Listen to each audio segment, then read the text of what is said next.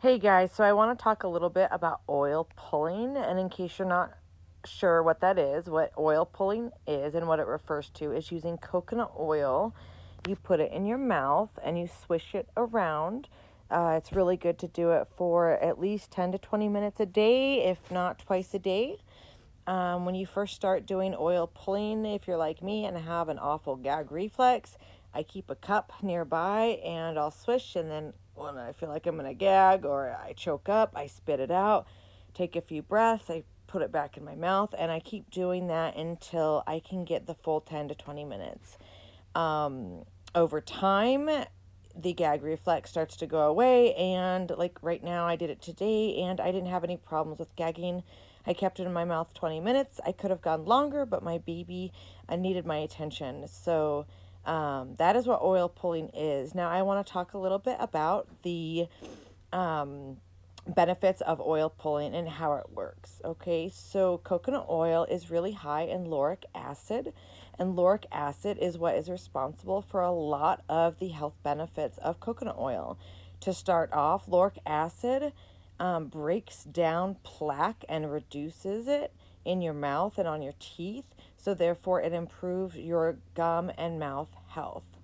Um, Coconut oil is also really high in antibacterial properties, which means that the antibacterial and antimicrobial properties are going to cleanse your mouth of disease and bacteria and germs, and it's going to stop the reproduction of any unhealthy cells. Also, there are super high antiseptic properties. An antiseptic is something that cleanses and kills germs and bacteria. So, the antiseptic properties in coconut oil does the same thing, and it kills all those germs and funkiness inside of our health. Um, we can stop the growth of bacteria and bacterial growth by simply swishing with coconut oil and doing an oil pulling. Something else that coconut oil helps with is it is also an anti-inflammatory, which means that if your gums and mouth tissue are inflamed because of some kind of oral disease or issue that's going on, it's going to reduce that inflammation.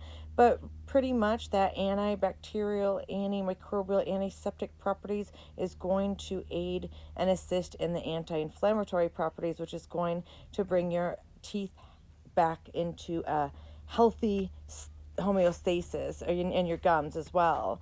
I want to share a little bit about my story with oil pulling. So, in my early 30s, I went to the dentist to go get some wisdom teeth pulled, and he's like, hey, you need all four wisdom teeth pulled, and you have three cavities. And I was like, well, let's focus on the wisdom teeth. Let's do the three that are not impacted.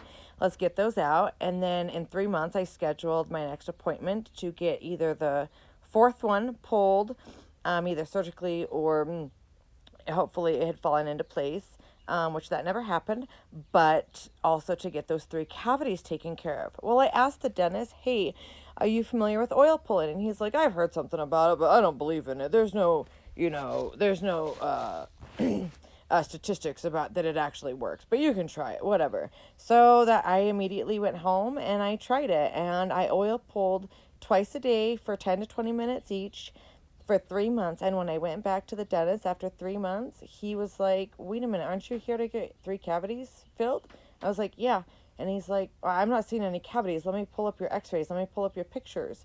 He couldn't find any cavities. So for me, it's like a win-win. And that was my proof that oil pulling actually works.